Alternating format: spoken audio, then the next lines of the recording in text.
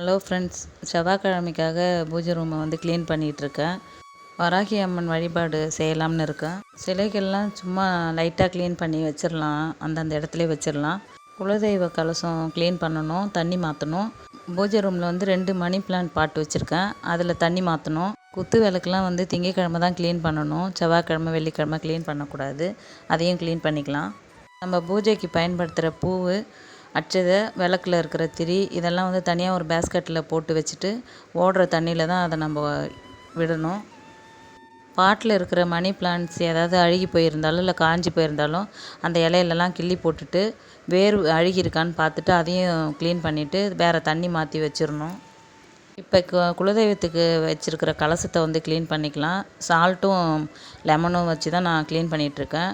ஏன்னா அது ஏற்கனவே க்ளீனாக தான் இருக்குது, உடனே பளிச்சுன்னு ஆகிடும். நம்ம அதிகமாக ஸ்ட்ரெயின் பண்ண தேவையில்லை.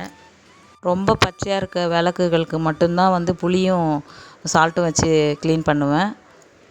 எதை வச்சு நம்ம க்ளீன் பண்ணாலுமே வந்து கடைசியில் வந்து கோலமாவு வச்சு ஒரு முறை நம்ம தேய்ச்சி விட்டுறணும், பளிச்சுன்னு இருக்கும். அந்த க்ரீனாக இருக்குது பார்த்திங்களா, எப்படி வருது பாருங்கள். அந்த க்ரீன் இருந்தால் மட்டும்தான் நமக்கு வந்து சீக்கிரமாக பிளாக் ஆகிடும். இந்த வேலையெல்லாம் எனக்கு பிடிச்சி செய்கிறதுனால அதோட கஷ்டத்தை நான் பார்க்க மாட்டேன்.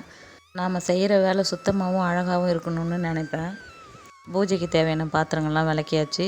சந்தனமும் குங்குமம் வச்சு விட்டுடலாம். சந்தனத்துக்கு கூடவே வந்து ஜவ்வாது, பன்னீர், பச்சை கற்பூரம் இது 3ஐயும் மிக்ஸ் பண்ணி வாசனைக்காக கலந்து வச்சுக்கலாம்.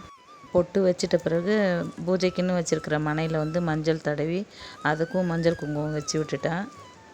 மஞ்சள் குங்குமம் வச்ச பிறகு விளக்கு தட்டெல்லாம் பார்க்குறதே அது ஒரு அழகு தான்.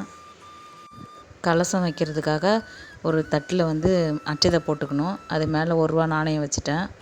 அதுக்கப்புறம் கலசத்தை அது மேலே நிறுத்தி சுத்தமான தண்ணி அதில் வந்து நிரப்பி வச்சுக்கிட்டேன். அது கூட வந்து ஜவ்வாது, பச்சை கற்பூரம், ஏலக்காய், கிராம்பு, 1 ரூபா நாணயம், கருப்பு புள்ளியெலாம் இல்லாமல் ஒரு எலுமிச்சம்பழம் அதில் போட்டு வச்சுக்கணும். அந்த கலசத்தில் வந்து ஒரு மாங்கொத்து வச்சு விட்ருங்க. தொடர்ந்து நான் செஞ்ச பூஜை வேலைகள்லாம் வந்து அடுத்த பதிவில் நான் தரேன். உங்களுக்கு இந்த வீடியோ பிடிச்சிருந்தா கமெண்ட்டில் எனக்கு சொல்லுங்கள். என்னோடய வீடியோவை தொடர்ந்து பாருங்கள். தேங்க்யூ.